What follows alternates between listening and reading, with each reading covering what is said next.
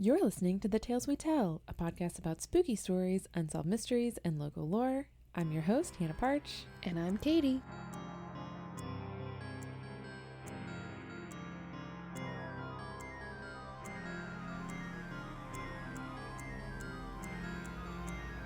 Welcome back! Yay! Gonna finish my cookie. Do it. Katy brought warm Reese's Pieces cookies. And we were polite and ate them off mic. Well, we were. Except for this last one. So it's okay. Here, I'm gonna mute it. There you go. I'll wait, I guess. Well, no, I'll do my one announcement, which is I want to encourage everyone to make sure that you are registered to vote if you are living in these great United States. And I say that because something went wrong with my registration. I registered like when I was 18, and I probably just didn't update it since we moved. But you can go to vote.org and put in your basic information, and it'll tell you if you're registered. And if you're not, like me, it'll direct you. For me, it took me to the DMV site, and I filled out my stuff, and I got my card in the mail the other day. So, but how long were you not registered for? Because I mean, there's been elections recently-ish. I probably haven't voted since the last presidential election because I'm a terrible person.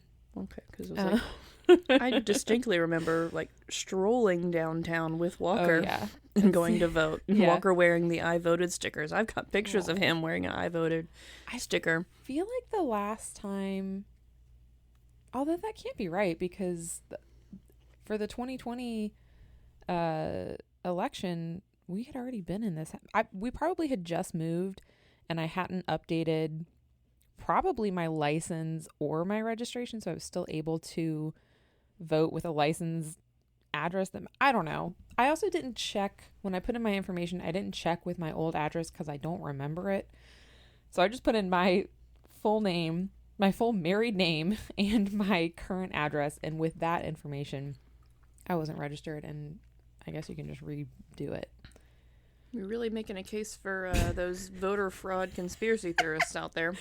Well, also, I know it's not really a conspiracy, but I know just voter fraud is real, but it's just not as prevalent as reported. I did read though, which I didn't know this, that in North Carolina. So first, it said I read you have to show a photo ID or a valid ID, but then when I got my card, people it was trying to require that. Yeah, but it still seems complicated because it's you have to show proof that you have a valid reason for not having a photo ID. So that's one of those things that it's a good idea, but the devil's in the details. Yeah. That you're that is a good way to, because Sure, everyone's got an ID, that'll cut down on voter fraud and whatnot, except not everyone has an ID. And when you start thinking about the details of how to actually go about getting one, once you cut out, even just we don't have public transportation here because we're a small town. Yep. So there's no public transportation. Then knowing which forms and whatnot that you need or what information you need to have. Yep. You probably need to look on a computer on the internet and find that. And, it's just. And I don't know if anyone's gone to the DMV, but it's not. They don't make it easy.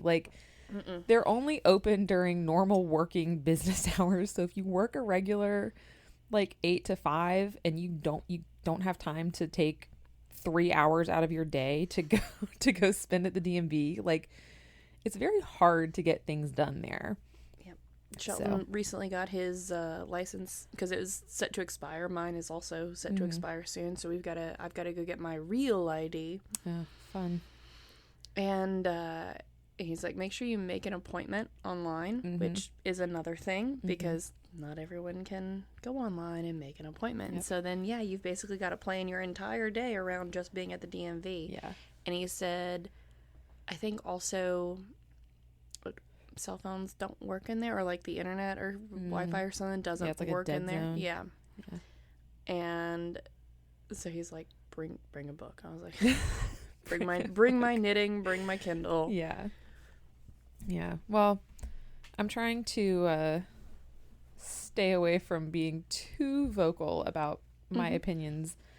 But I will just say I have not felt this hopeful politically in a long time. So I want to do my part that I feel comfortable doing here, which is just to encourage people to make sure you're registered to vote and then to exercise that right, especially women and people of color, because that was a right that was fought for us, which is stupid that it had to be that way. But like, there's an amendment in the Constitution, like, because it wasn't in the original. I feel like I really want to do an episode, even though it's like not on brand.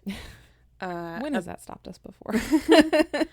But I mean, I really want to go back and at the very least, like rewatch Adam Knows Everything. Mm-hmm. He did an episode on the Wild West, and a segment of it actually, you know, the Wild West was not built by the cowboys. It was built by the women, basically. Believe it. And it was Wyoming, I believe, that women have always had the right to vote. Really? In fact, they refused to join the Union, or refused to join the United States.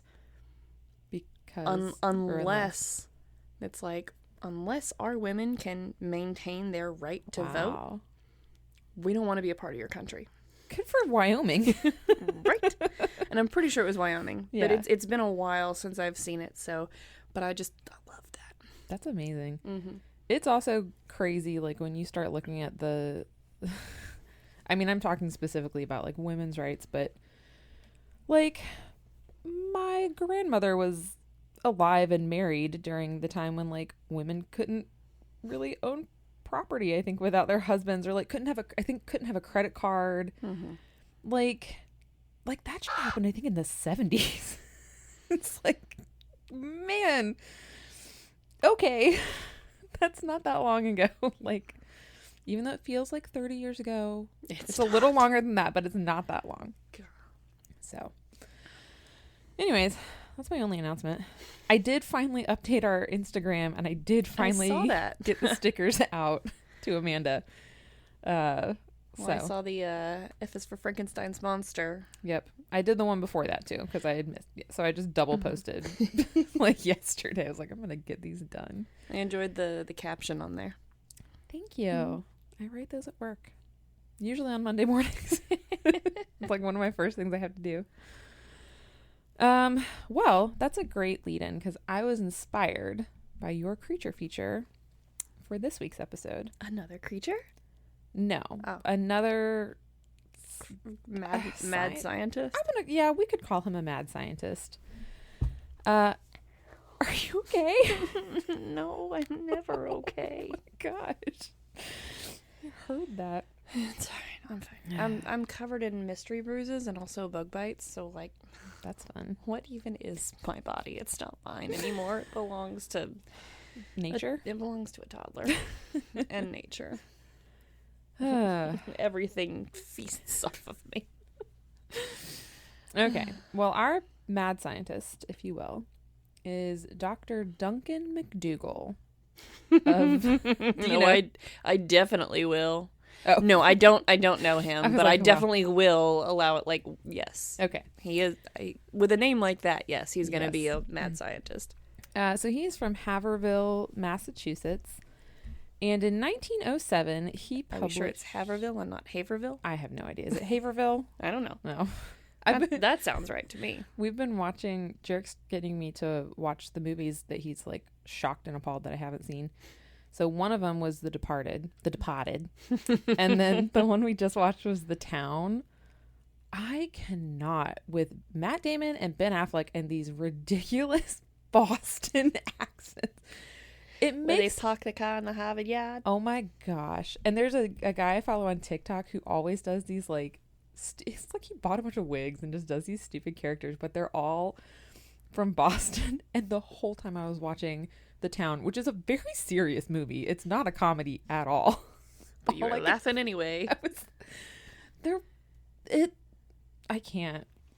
But anyway, Dr. Duncan of either Haverhill or MacDougall. Haverhill or Haverhill. So in 1907, he published the results of a series of experiments that he had been conducting over the past 6 years. And according to a New York Times article from 1907, Dr. MacDougall was the head of a research society, quote, which for 6 years has been experimenting in this field. So, Dr. MacDougall, I guess I can only assume one day was pondering the great mysteries of life and thought, I think that the human soul is a tangible thing made up of matter. And if it's made up of matter, we should be able to measure it. So, Gotta love scientists just wanting to measure shit. And this is the point where I will point out, this is not a question that answers any medical, like with the ones that the crazy ones from your story, at least they were gaining some knowledge that helped in the medical field in some way. Dr. MacDougall's just like fucking around and... I mean, I had one or two. Yes, you did. Just wanted to fuck around and find out. Yeah, that's true. There's one dude who was just there to put on a show. He wasn't I trying forgot about those early ones. He wasn't trying to answer any questions. He was just like, well, that's funny. This is fun. Yeah, what happens if I poke you there? Oh, that part moves. Well, anyone who didn't listen to the creature feature, for whatever reason, A, you're wrong, and B, go back and for those who did, let's drink up because we're referencing a previous episode. Correct. So, Dr. MacDougall thought to himself, how am I going to measure the human soul? I feel like the first thing you need to do is like prove its existence. Yeah, that would have been a great place to start. I mean, I can't just say, how am I going to measure the length of a unicorn's horn without first finding a real unicorn? Yes. So I do feel like that's step one.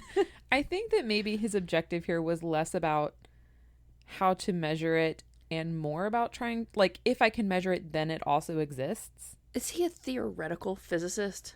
I don't think so. I think he was a surgeon. I'm telling you, he had no business doing this. Okay, so, like, surgeons, they live in the real. Yeah, they do. Theoretical physicists, at least, they can get away with the whole, I'm just going to sit around and wonder about shit. Yeah. They get away with it. I don't know. Business was slow. He didn't have a lot of cadavers to work with in 1901. So the what purpose would he have with a cadaver, because the soul has already left the body. Exactly. So he doesn't even need the cadavers. Well, what he does need is an almost cadaver, because he's somebody who's mostly dead. So coma patients. Well, yeah, so he brain said, dead people. I'm going to weigh a person as they die and see if there's any difference between how much they weigh alive and how much they weigh dead. So the first thing he did. Well, there is a difference between before you die and then after you die, because I mean, it's not necessarily your soul, but things do tend to leave your body at some point after you die. This is true, but I'll give him this. He does take into account a lot of variables. Yes. All right. So the first thing he does is, I don't know if it was a bed or a platform that he made, but he had it fitted with very sensitive beam scales. And they were sensitive to within 0.2 of an ounce or 5.6 grams. He took into consideration that people would lose bodily fluids, sweat, urine, feces when they die, and also gases, so oxygen, nitrogen, whatever. But all of that was going to remain on the scale, because essentially he's going to end up putting an entire bed on the scale. So he got into contact with the Dorchester Consumptives Home, which was essentially a charitable hospital for late-stage tuberculosis patients. Just a place to go to die. Yeah, because, of course, 1901, tuberculosis is not curable. Unless you go to, Colorado? Yeah, unless you get some fresh air. Yeah, you get that fresh, high-altitude mountain air. It won't cure you, but it'll help you feel better. Make you feel better, yeah. Yeah, to the point that people are like, I am better. And then they come back to the East Coast where we're in, like, pre-industrial or whatever, Gosh. in industrial times, and it's just soot and smog everywhere. And they're like, nope, I'm sick again, and now I'm dead. Now I'm dead. I don't know much about history and timelines and stuff, but I do know that one. There you go. Well, Even then, I'm still a little nervous that I'm wrong on my dates. I've always been terrible at dates and timelines. So at this hospital, he found 6 patients eventually. And I say patients willing to take part in this experiment. I'm not sure how much of the consent came from the patients, how much came from the caregivers. I mean, if he wants someone who's mostly dead, I'm willing to bet that this was a power of attorney type decision. Yeah, I was going to say, because I know at least one of these people was in a coma. So the patients he ended up with 4 people dying of tuberculosis, 1 person who was in a diabetic coma, and 1 who was dying of unspecified causes. Dude, that sucks. People dying of diabetic comas. Like, just, I guess, knowing what we know about diabetes today. Yeah. And, like, I know that it still happens. People still go into, diabetic comas or diabetic shock. It still happens. But it's so much more well managed in general. Well, and I mean, tuberculosis is 100% preventable today. I mean, you just get the vaccine for it. That's true, too. It's just, I guess, because diabetes is still so prevalent today. Yeah. Whereas tuberculosis isn't. Well, that's why it's more, I guess, upsetting to hear that, man, somebody was dying because they were in a diabetic coma. That could have been managed. Then again, it depends on what kind of diabetes. Yeah, that's true. Type 1, maybe not so much. Yeah. Especially since, insulin wasn't really a thing then. Yeah. Well, and it's upsetting because those are 2 completely different things, like tuberculosis and diabetes. And it's, I don't know. Well, anyways, Dr. MacDougall took advantage of the lack of medical knowledge in 1901. He was specifically looking for patients whose illnesses caused exhaustion because he needed them to be really still when they died. Like, he essentially just needed them to be in a coma and then die. And so he was going to place them in their bed, like with everything, on the scales, and then record the exact moment of death and then look to see if the scales changed. So his very first patient was a man who was dying of tuberculosis. He was placed on the scales and observed for 3 hours and 40 minutes before he passed away. Dr. MacDougall... Actually, that's pretty good. I know. Like, I don't know. He's about to die. Instead of someone saying, like, well, it could be any day now. I know. They said, he's dying today. In the next... You got 5 hours max. You probably want to put him on that scale now. Yeah, for real. So whoever knew when to... when to move them. They know their window of death. Are we sure that person isn't actually a reaper just working as a we are not sure. provider? We're not sure. Dr. MacDougall recorded that this man lost 1 ounce per hour, or 1/60th of an ounce per minute, due to perspiration and exhalation, like normal things. Yep. So he's like, okay, I've got like a baseline for if there's a weight change. I know that, 1/60th of an ounce in a minute is normal. I mean, that's accounting for basically gaseous things. And then I'm sure I don't know how long before your body evacuates other Right, but fluids and yeah, substances. but you have to think too. The loss would be when those things evaporate, because if they're evacuating their bowels or whatever, that's all staying on the scale. Oh, that's right, I guess. Yeah. Anyway, I'm still thinking about how I'm just thinking in terms of gases and whatnot.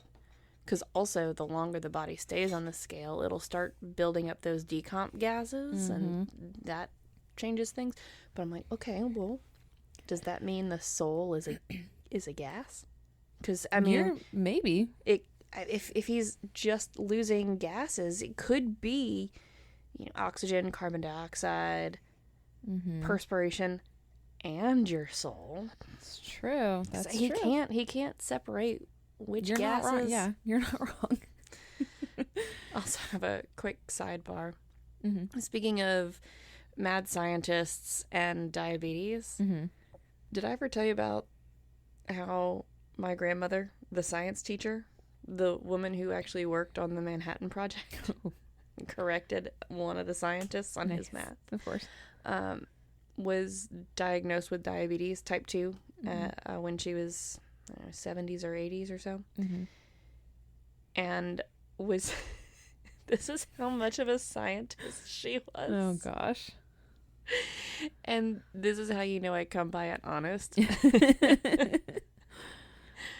When I went up to visit her for the summer after her diagnosis, she made me prick my finger and check my blood sugar on her meter before and after dinner. Nice. She wanted to compare and just see. We're like, okay, well, what's the normal range look like, and what does this particular meal, how is it going to, how are the carbohydrates in here going to affect her blood sugars? That's so funny. Oh my gosh. Like young healthy female versus old diabetic woman.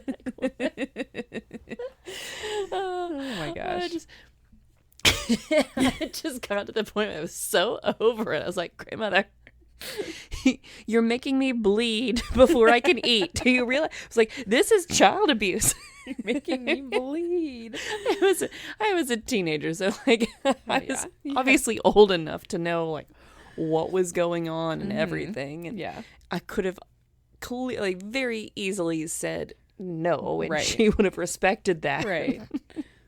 Because I also was curious and interested, because I'm also a mad scientist. You're just a little bit mad, though. You're not Duncan MacDougal mad. Not yet. Not yet. I'm the fun kind of, I'm batty. Yeah, you're just a little batty. You're like Miss Frizzle. Oh, God. So, our tuberculosis patient, after 3 hours and 40 minutes, he did pass away. And at the time of death, there was a sudden loss of 21.3 grams, which is less than an ounce. Yes? Okay. I have all these other conversions in here. It's a little less than an ounce. It's been so long since I've actually dealt in measurements. Well, half an ounce I have down as 14.2 grams. So that would mean a full ounce is 28. Even when I was a working scientist, so rarely did I mean, I worked in liters, milliliters, and Celsius. And that was as good as, that was as metric as I got. There you go.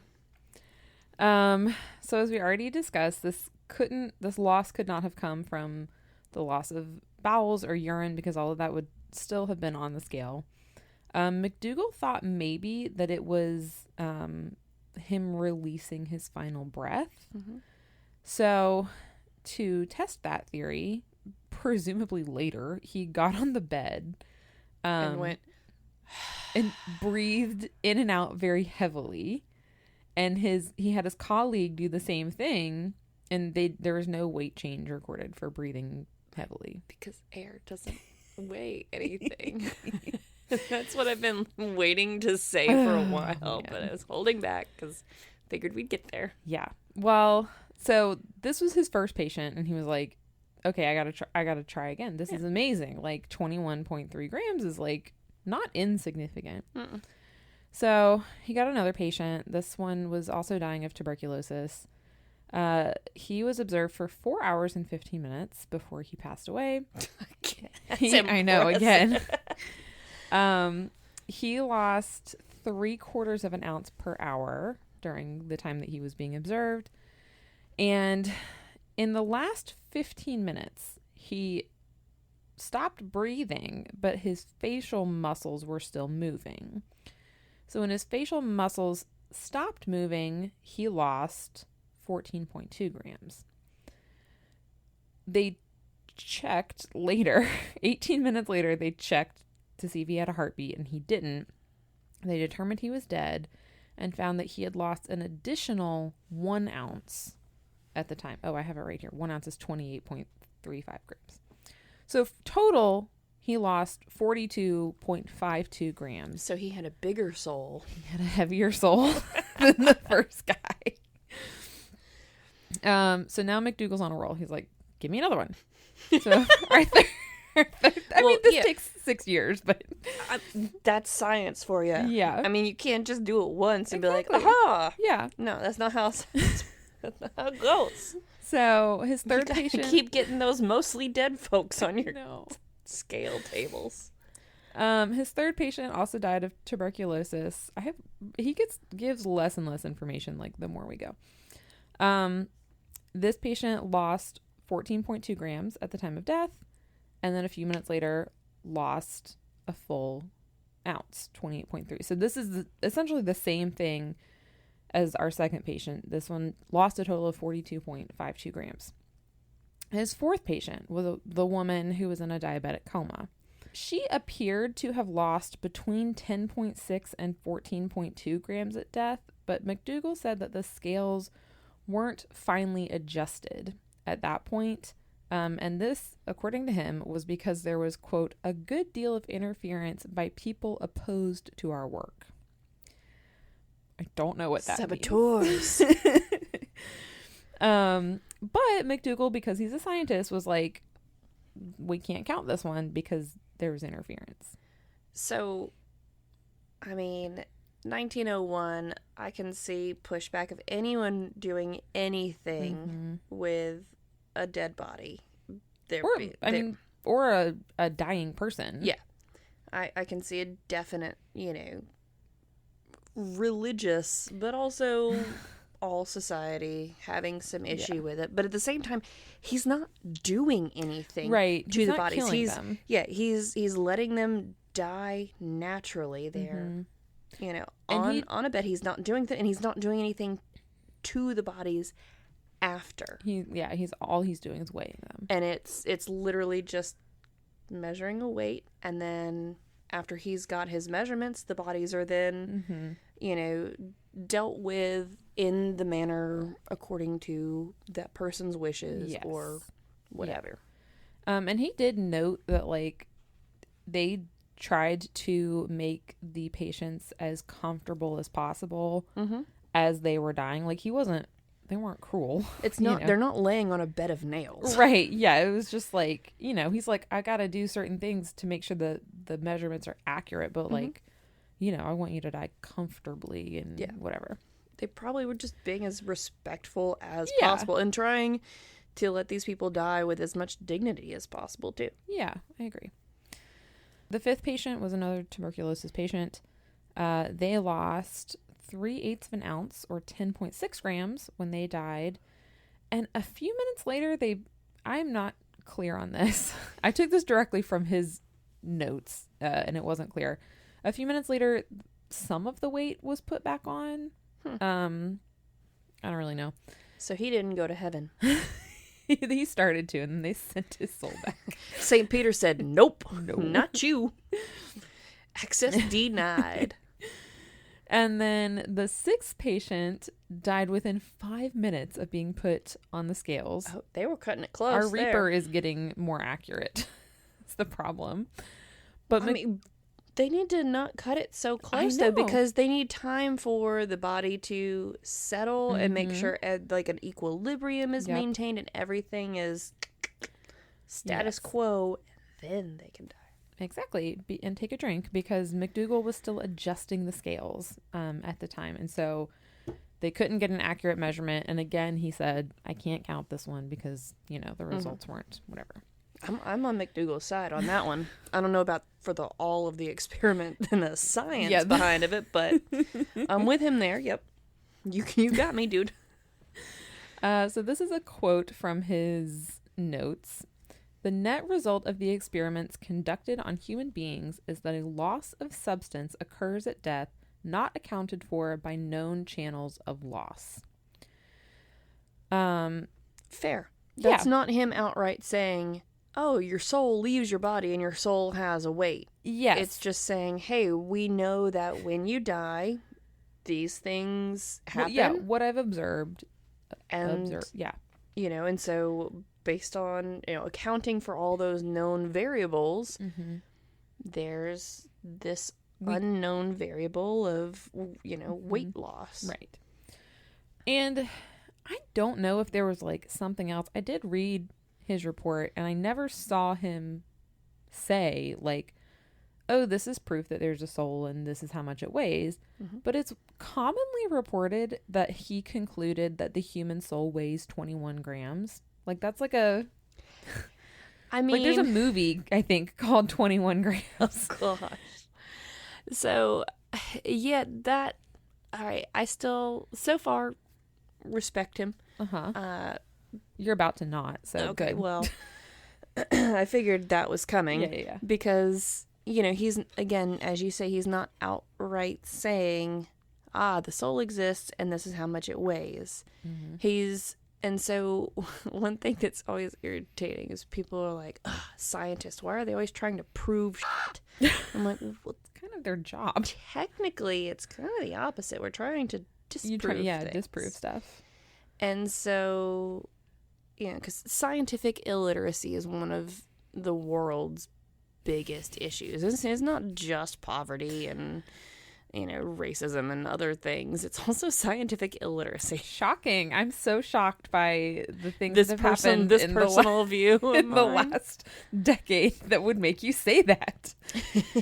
So we have to have some off-mic conversations. So basically it's, it's like, okay, well, as I already said, okay, well, we know that these things happen, and accounting for those, this number makes sense, but then there's this other, area that we just don't know. And one of my favorite quotes was by an ecologist, whose name I don't remember, so sorry, dude. But they said, as the circle of light increases, so does the circumference of darkness. Hold on, I have to think that through. It's the So basically, as your circle of all this stuff in here that you understand, the circumference, basically the measurement of surrounding the surrounding area of all of the unknown stuff is also. So basically, the more you know, the more you realize you don't know. Exactly. Yeah. So interesting. You answer one question and 10 more arise from that answer. It's like, okay, so we answered that, yes, when you die, you lose this much mass. Right. According to 6 people. Yeah, which is not enough of a sample size. Yeah. I have an issue with that. But from this one insufficient study, your body does lose a certain amount of mass post-mortem, some of which can be attributed to these known factors, but the other is an unknown. And that's the conclusion. Right. And so now you have 10, 15, 20, 50 more questions about, okay, well, what is that extra mass? Yeah. Where is it going? Where is it coming from? Where is it going? What is it? So yeah. I like this episode so far. I know you're about to make me mad, probably. But... Oh yeah. Well, I will say, is he about to go unethical? Oh, for sure. Yeah. Figured. It's it's our podcast. That's what we do. Also what made me make the connection from your mad scientist to him. Yeah, my mad scientist had some ethical issues for sure. Yeah. I will just say one of the things that bothers me about the 21 grams thing is that, first of all, that was only one patient. And number two, if you average, like, not even all 6, if you average the 4 that had, like, you know, actual... The results that he accepted. Yes. The non-outlier. Yeah. Then the average weight loss would be 29.23 grams. So it's not even like you guys couldn't even take the average if you're gonna, whatever. It's just lazy. So MacDougall was like, okay, this was a small sample size. I want to be able to replicate it because that's what you do in science. That's right. So he performed the same experiment on 15 dogs.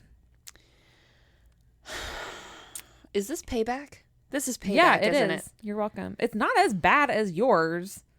He's not decapitating them and then keeping them alive. I only told you about like 3. You're like, I only told you what actually happened. That's true too.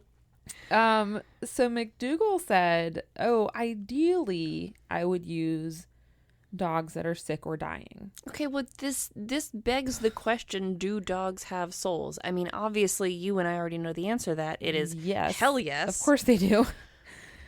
But a lot of people, especially back in the day, and a lot of people even today, will argue that dogs do not have souls. And those people, in fact, do not have souls. Have you seen that? I'm sure it's I don't know how accurate it is or if it was a internet created thing. This is pre-AI, so it's not AI generated. But that, collection of pictures of the 2 churches who one church had on their little signboard outside, where they normally post a positive message or something about their services or just a Jesus loves you. One church said, all dogs go to heaven. I think it was like a Methodist church or something like that. And then the Catholic church across the street said, dogs don't have souls. Ooh. And then it said, Methodist dogs have souls. Methodist dogs have souls. And the Catholic church, it was just a couple of frames of back and forth where so funny. The one church was like, all dogs go to heaven. And the other church was like, well, that's bull. No, they don't. And then they haven't received the Eucharist. Finally ended with the original church that was like, all dogs go to heaven. Said, free dog souls with conversion or free souls with conversion. Oh my gosh. I gotta see, because that was one of those like early internet memes. That was a back gem. when the internet was still a little bit back pure. in the early 2000s. That was a internet gem. Man. Just and all you could do was email it to someone. A long chain email. Just scroll all the way to the bottom to see what it was. Well, anyway, stop trying to avoid this terrible thing I need to tell you about. I don't want to talk about the dead dogs. So sorry, we have to talk about them. So I don't know if you remember, I did say MacDougall was like, ideally I would use dogs that are already sick and dying. But I couldn't find any. So presumably, he doesn't like state this outright, but like one could conclude that he just took 15 healthy dogs, sedated them, and then euthanized them.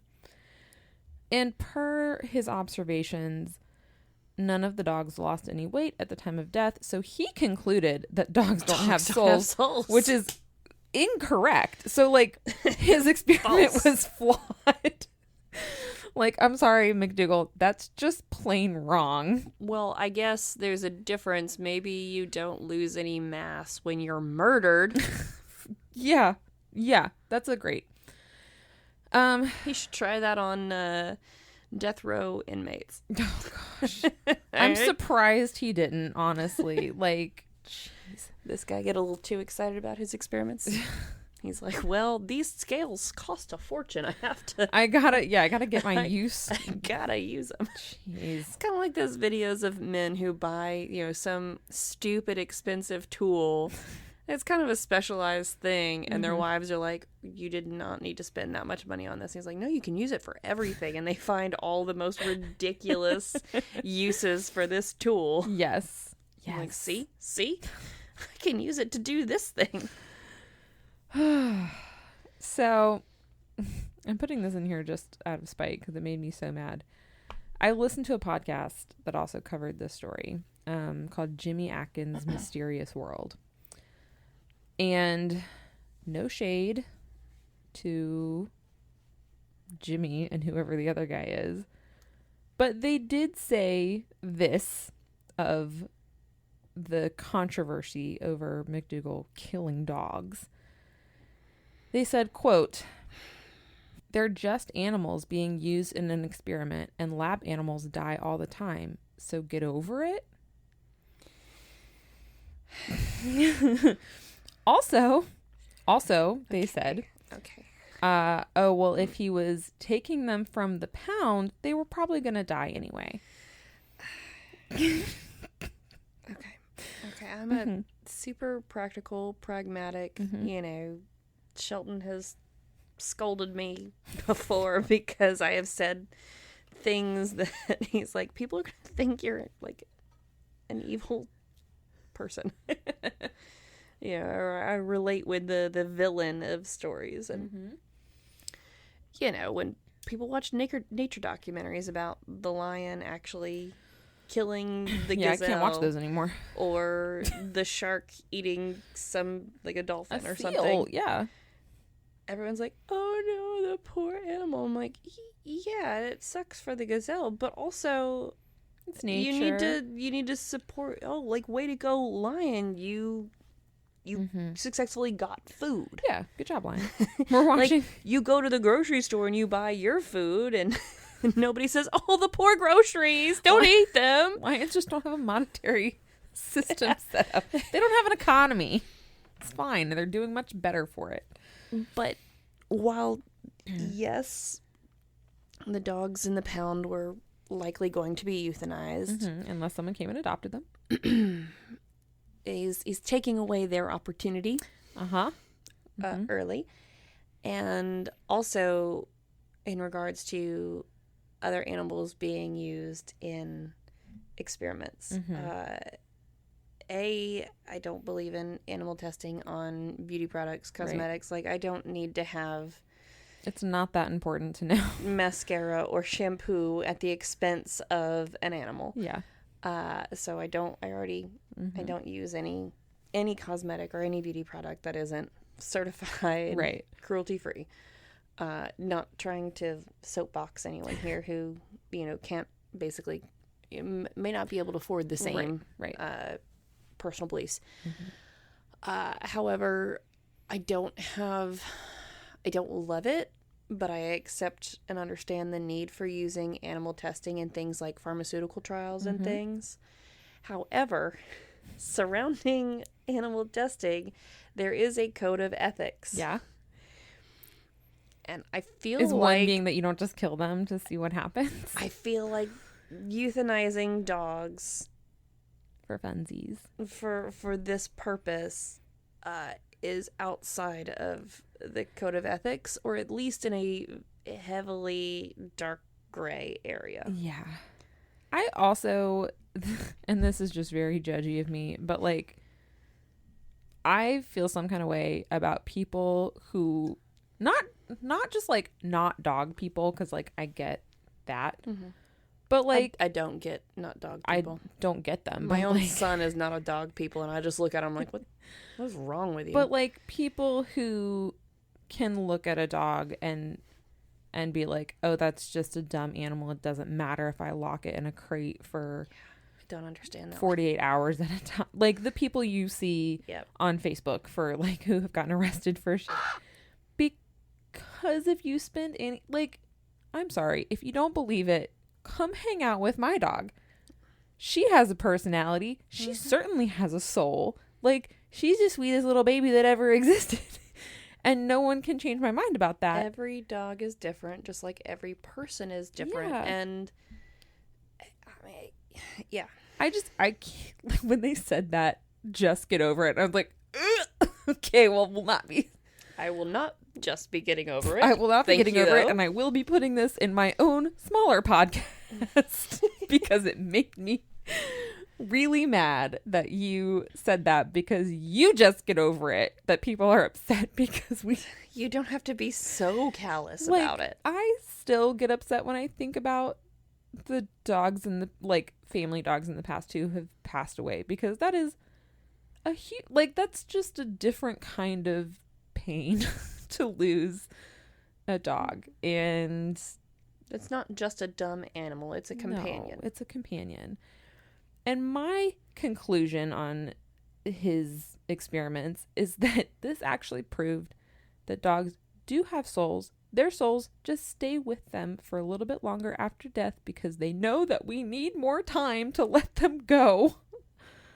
Also, dogs, what's the word I'm looking for? Dogs do. Yes. That's how they make more dogs. Yeah, they do. And they do it right. They had the right idea. Please be noted, Katie likes doggy style. I mean, all of this is getting cut out anyway. My dad listens to this.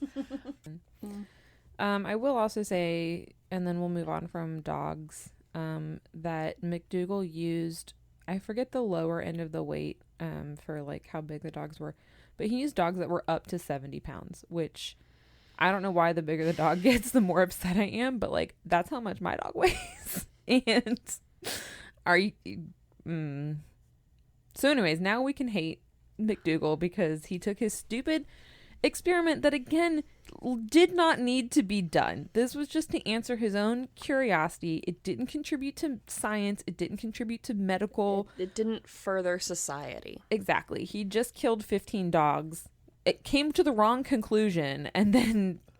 And that was it. So you murdered 15 dogs and were wrong. And we're wrong about it for a lot of things. So MacDougall received public criticism from a lot of people, but good, specifically from us and from Dr. Augustus Clark. I will say MacDougall did note in his report that the experiment would need to be repeated several times before like an actual conclusion could be reached. Mm-hmm. But and by other scientists. And by other scientists, and not on dogs that you murder. But Clark pointed out, he's like, which I'm not convinced this guy's a real doctor. He said, well, the lungs stop cooling the blood at the time of death, which causes the body temperature to rise at the time of death, which would cause the skin to sweat, which would account for the weight loss. And he's like, and that makes sense because dogs don't have sweat glands, so that's why they didn't lose any weight. But MacDougall was like, okay, but the blood also stops circulating. Body cools.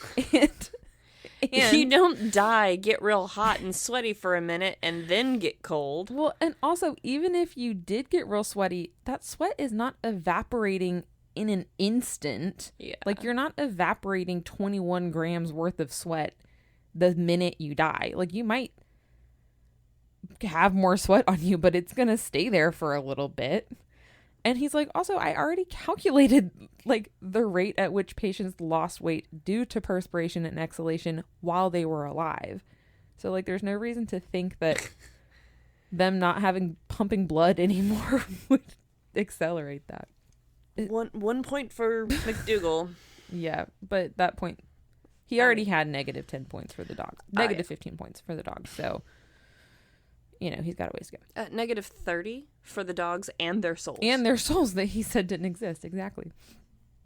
So modern criticism.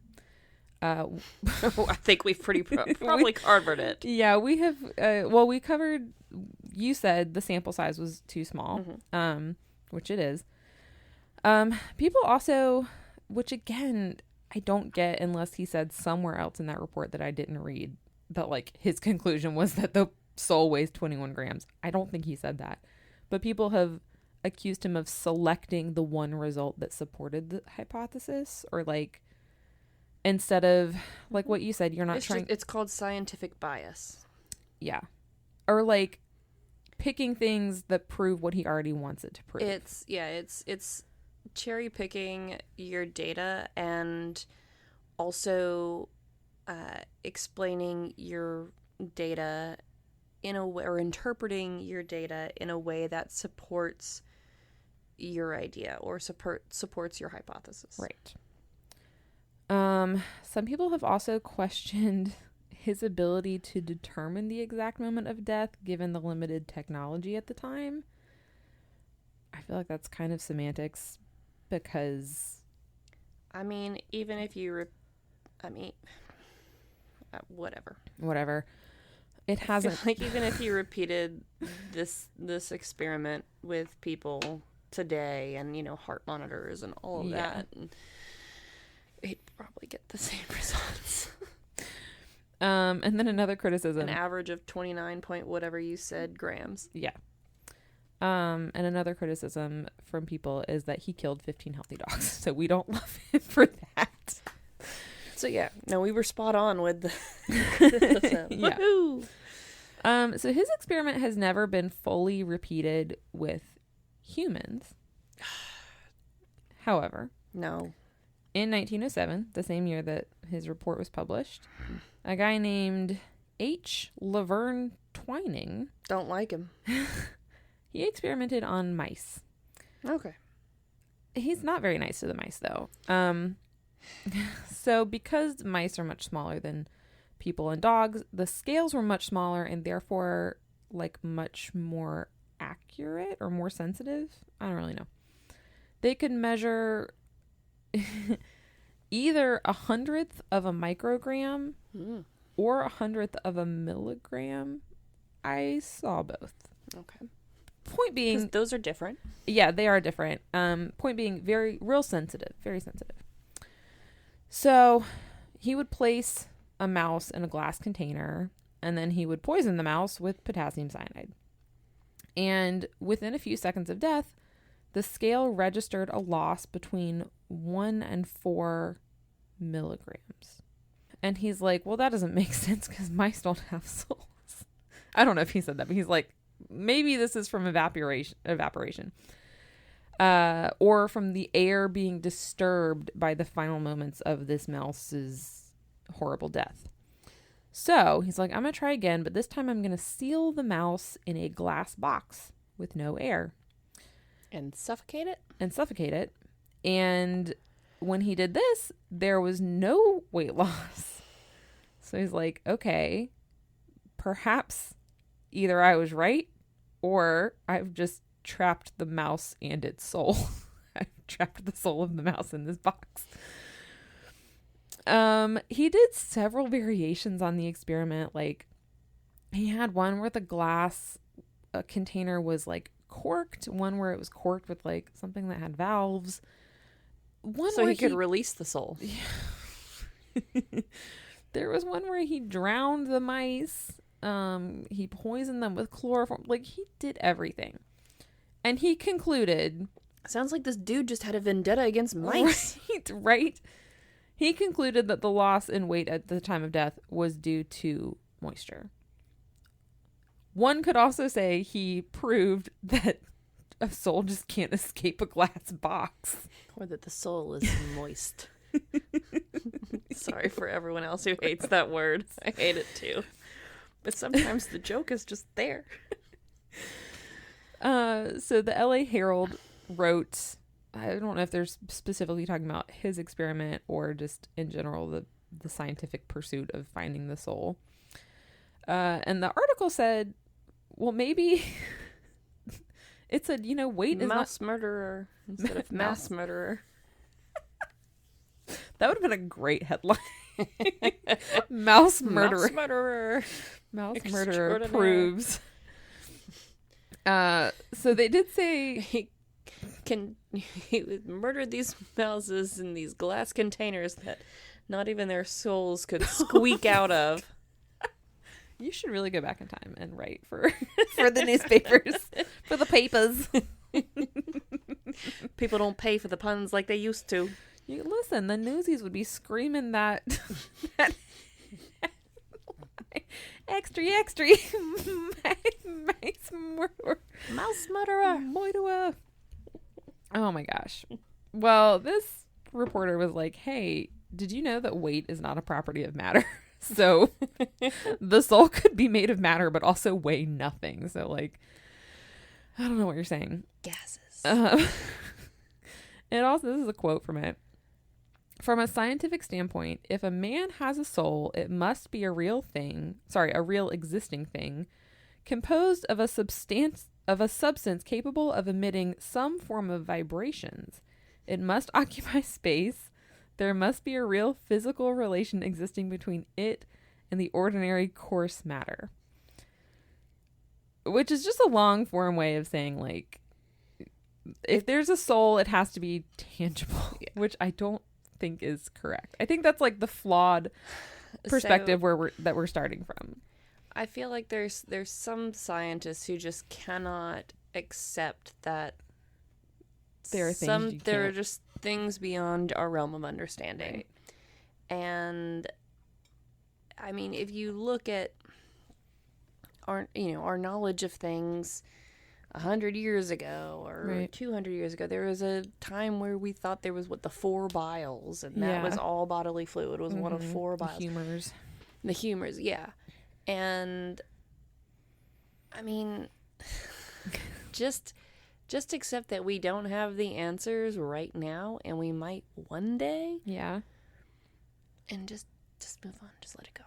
Yeah, they're very much trying to like. Also, there are some things that we just don't need the answer to. Yeah, again, whether we have souls or not, that does not, having that knowledge of the soul, its existence or not, its mass, its weight, its measurements, anything, it does not advance society in any way. Yeah. At least any way that I can think of now, unless you're looking to a way of extracting and manipulating souls. Yeah.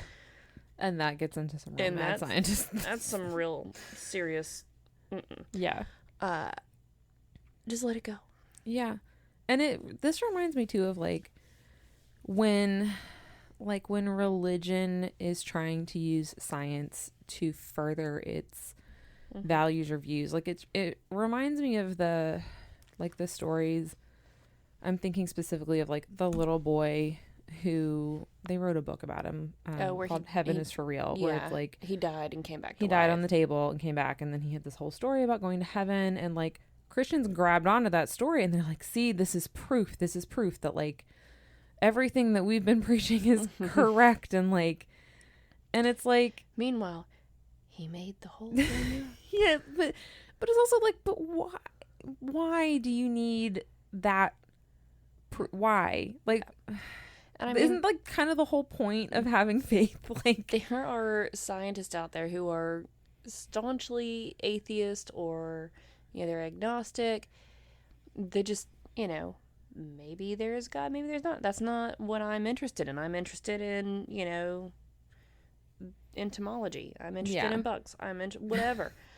And then there are scientists out there who are, prominent in their fields, but also have, a faith and are part of, ascribe to a religion. Right. And I have no problem with those scientists as long as they are doing actual science. Yeah. Because there are the third category who say they're scientists, but really they're not. They're just furthering their religious agenda. Right. Anywho, I have no problem with that. Like faith, religion is separate from science. Faith is just belief in something. Yeah. Science is trying to understand something. Yeah. Those are two different things. Two different fields. And you can do both. Yeah. You can do both. They're not mutually exclusive. Yeah.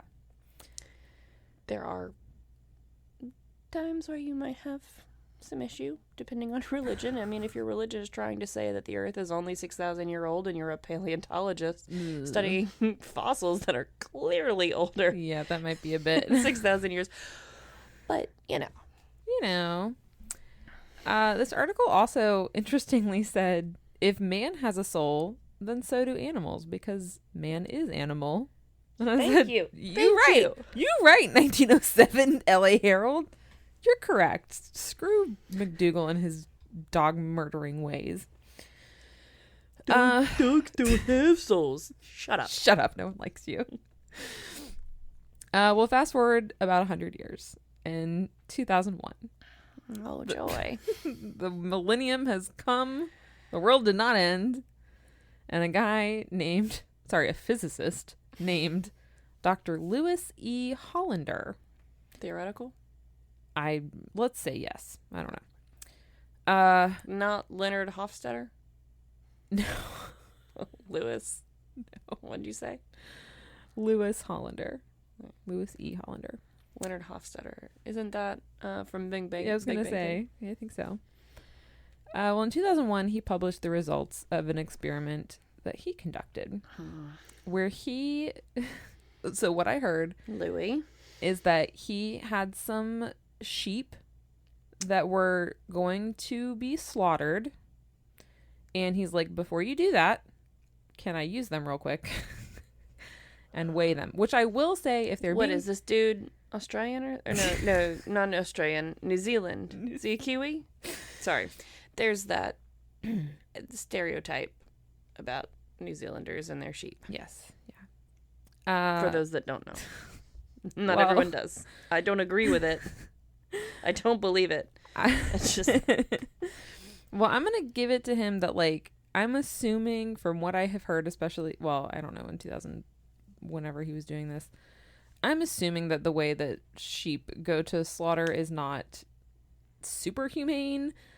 The way that most animals go to slaughter is not. Yeah. At least, especially poultry, beef, and pork. Yeah. Any kind of mass-produced animal, because they are produced. I'm not going to get on my factory farming soapbox right now. But no, it is not. I've literally heard pigs being gathered from their farmhouse to, just shoved on the truck to the it's not like a butcher station, but it's slaughterhouse. That's the word. Well, I'll say at least he took them from that and like gave them a peaceful death. All right. So he gathered 1 ram, 7 sheep, 3 lambs. So a harem. And babies. And 1 goat. Man. And he had his scales. He did 1 goat. I feel like that's always a thing. And there was 1 goat. Because I guess anyone who's ever had goats is like, 1 is enough. What's that song from that SNL sketch with the sisters? You haven't seen it where it's like, I'm Mara. Oh, yeah. And I'm Judy. Yeah. I'm Eunice. I love that. That's what the goat was. 100%. So Hollander does his thing, right? He puts them on the scales. So he found out in the sheep only, so the sheep and the ram, gained between 18 and 780 grams at the time of death. But then they lost it again. They would go back to their original weight within a few seconds. So, and the goat? We don't know about the goat. I'm assuming. See, I was anticipating you saying that the sheep all lost mass and the goat didn't or gained or whatever. No, the sheep gained. I was prepared. I was gonna say, sheep go to heaven, goats go to hell. It's that old cake song. Have you heard that one? No. I've heard the very scary biblical passage about people being separated into goats and goats going to hell and sheep coming to heaven. I'm gonna play that for you later. I'm just gonna get queued up. Okay. So no, the sheep gained weight at the time of death. So I guess he made some kind of statement about transient weight gain, and it was criticized in 2009 as being, quote, not an appropriate expression of the experimental result. But the same person who said that also admitted that they couldn't explain the weight gain. Well, if we want to talk about temperature changes, their body gets cold. Maybe it's warm around, and then the humid air condensates. Oh, there you go. But then evaporates. It's true. I'm grasping at straws there. Well, one proposed explanation, obviously that makes way more sense, is that souls weigh less than air. So when your soul leaves your body, that nice buoyancy it was giving you. Yeah, the air just starts crushing you. For a second, I thought I was going to feel real dumb, but never mind. No, don't worry. When you were like, the obvious explanation, I was like, oh shit, what did I miss? Obviously, in complete contrast to MacDougall's experiments, this proves that the soul weighs less than air. All right. So this is, what's his face from 1907, the mouse murderer? Twining. Uh-huh. He was the one who had it close to, I guess, all right in the experimental design of the glass box. What needs to happen is they need to be in a vacuum. Because have you seen that experiment where, they drop a bowling ball and a feather at the exact same time? The bowling ball hits way before the feather does. Right. But when they drop both items in a vacuum, they fall at the exact same rate because air resistance. It would be kind of hard to kill something put a living thing in a vacuum. Well, what you could do is put them basically in a spacesuit, put them in the vacuum, and then just lift the helmet. Oh gosh, that's one of the scarier ways to die. I mean, you want to talk about ethical issues. I know. Well, we're taking everything to space now. There's those astronauts who've been stuck in space for like 6 months. Yet another reason to be an astronaut. I mean, good for them. Thanks to them for, they're there for scientific discovery and exploration and respect. But also, this sucks. Also, we've now found that, what if we can't get you back? Oops. Sorry. Just stay up there while we figure it out. Honestly, you're probably on the phone with was it Matt Damon? And how did you grow those potatoes again? You used your own okay, all right. We'll try how that. do we grow potatoes on the ISS? Do you think the ISS will have the same favorable conditions as Mars?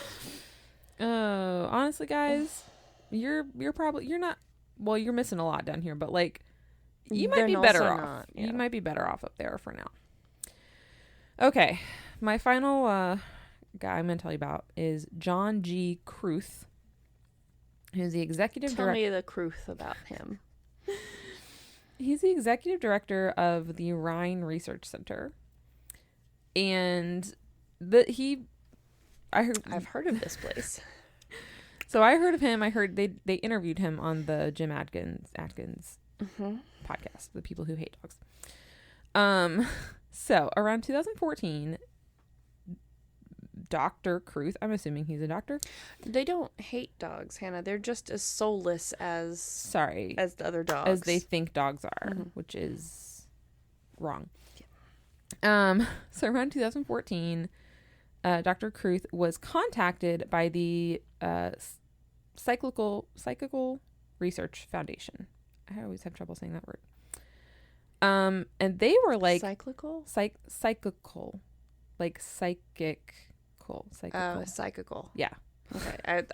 I thought you were saying cyclical. I was like, yeah.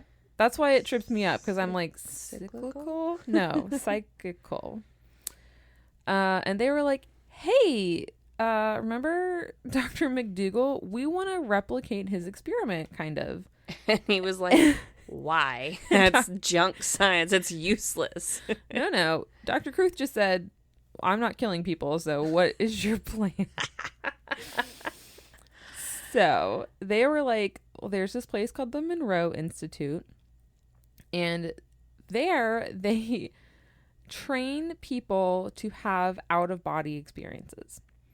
So call back to our astral projection, kind of, I think.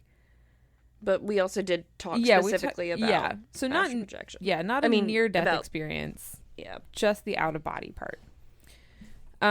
So they're like, we want to weigh people while they're having an out-of-body experience, with the hypothesis being when you're having an out-of-body experience, your soul is leaving your body.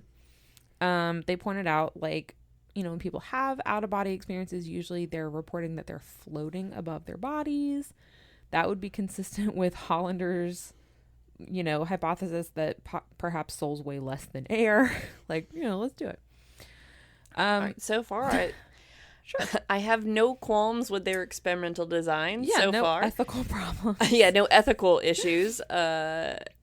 Also, I guess I don't really care. Yeah, it's, again, this is one of those, I don't care about measuring souls.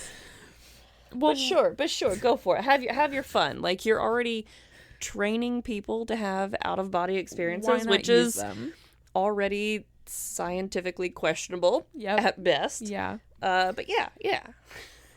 So, a fun twist to this is that the Rhine had Hollander's scales that he used for his sheep. Why? I don't know.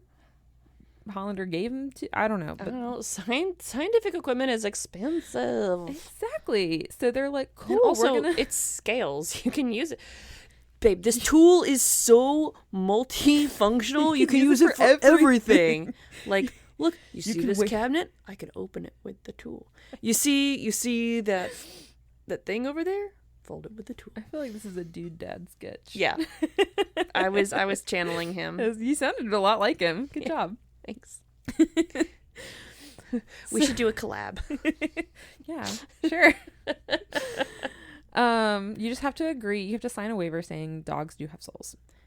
I think he would agree with that. I think he would agree too, but I just want to be extra sure now because since apparently there's some people out there who I feel like Dude Dad could definitely at least talk about some like true, okay, maybe not true, but not true in the word of true. You know what I mean? Yeah. Some dad urban legends would be hilarious. That would be so good. One day we'll get all of our dad friends on here, meaning Connor and Shelton. Well, kind of, about how, or maybe the urban legends about becoming a dad. When you're a kid and you say, oh, I'm hot or I'm cold, and you go to change a thermostat and your dad's like, no. Yes. It's like they have that. That would be good. Yeah. When do dads myths about get that sixth sense for the thermostat? Yeah. Like when do you gain that proclivity for horrible jokes that you think are hilarious? When do you start sneeze shouting?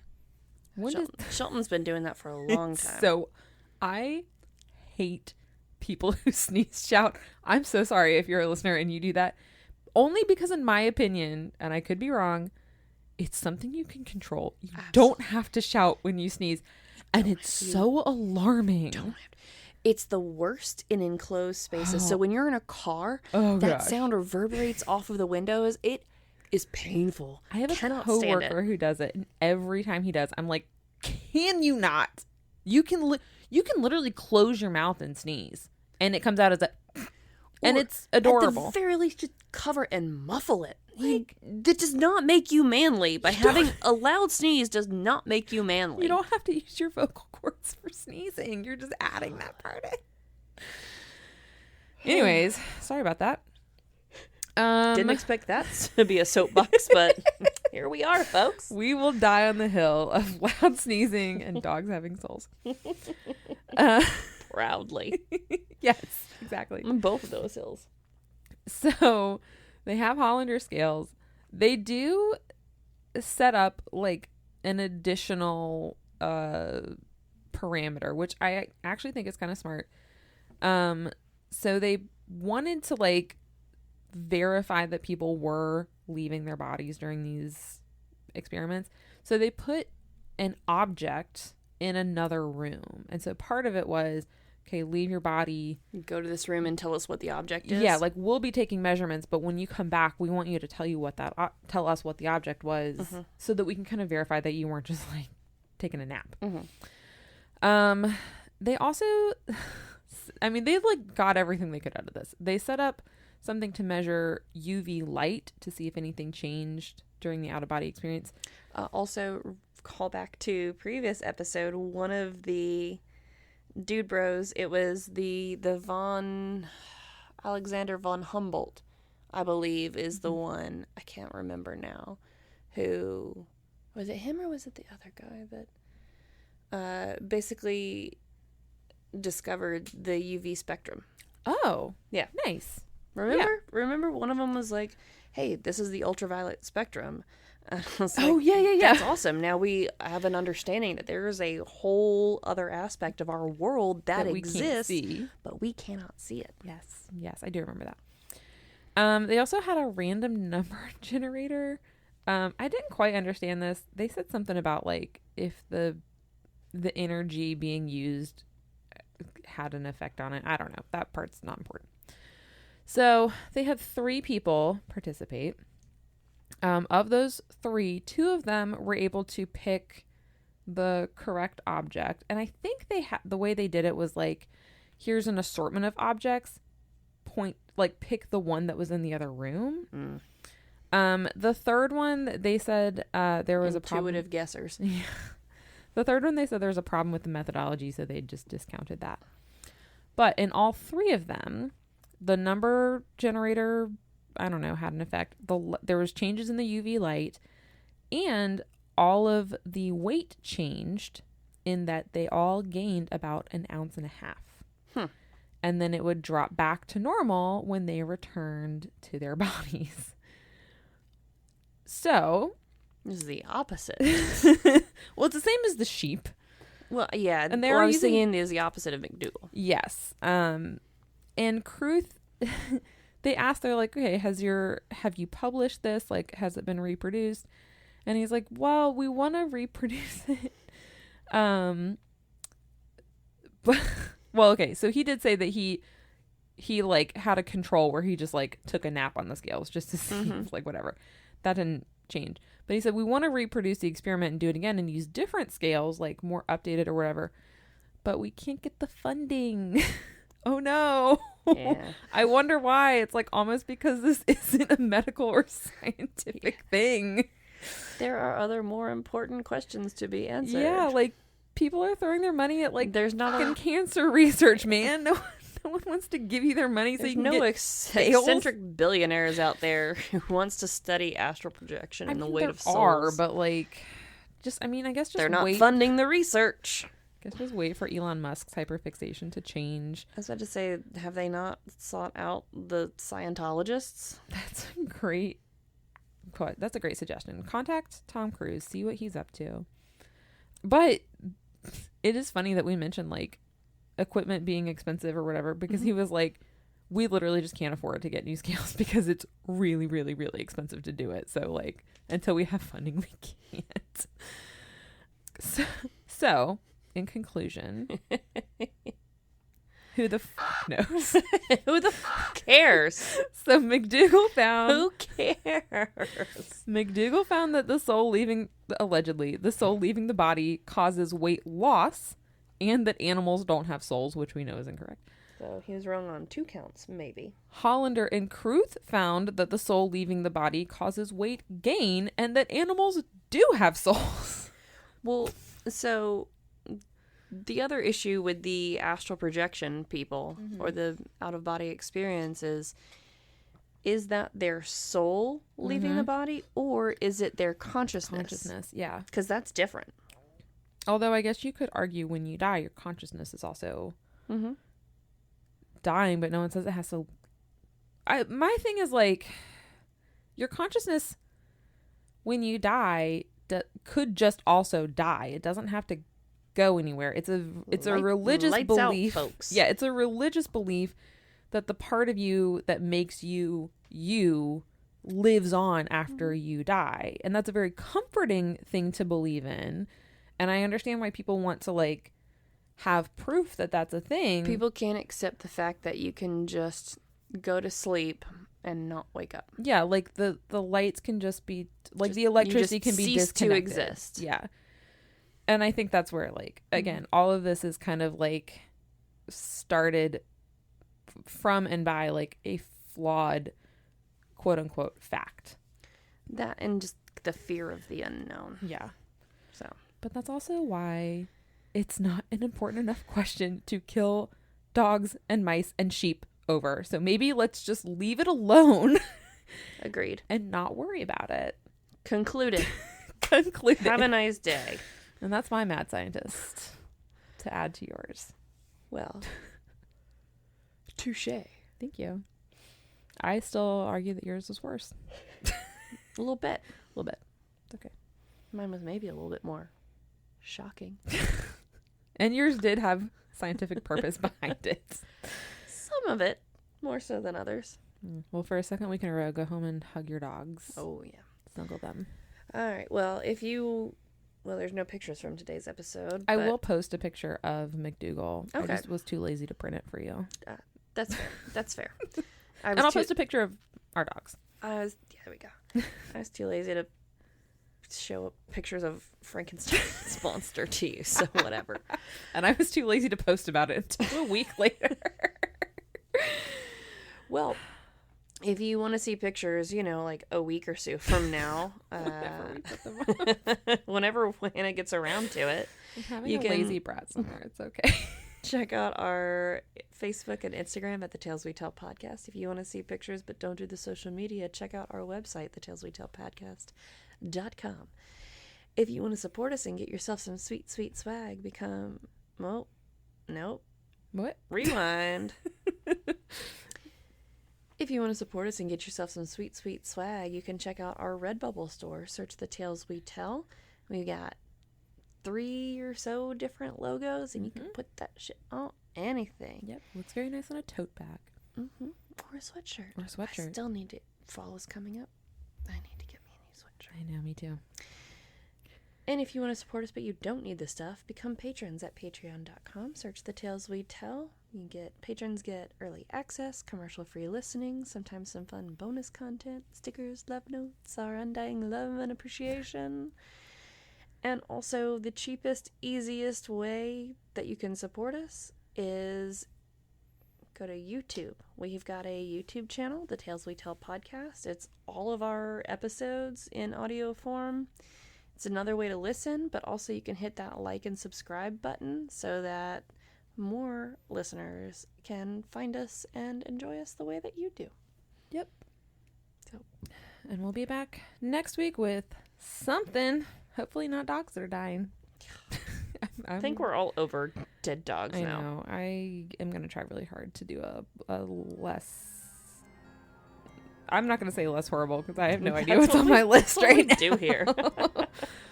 It'll be different. So we'll see. Something. We'll see you guys next week. Bye-bye. Bye-bye.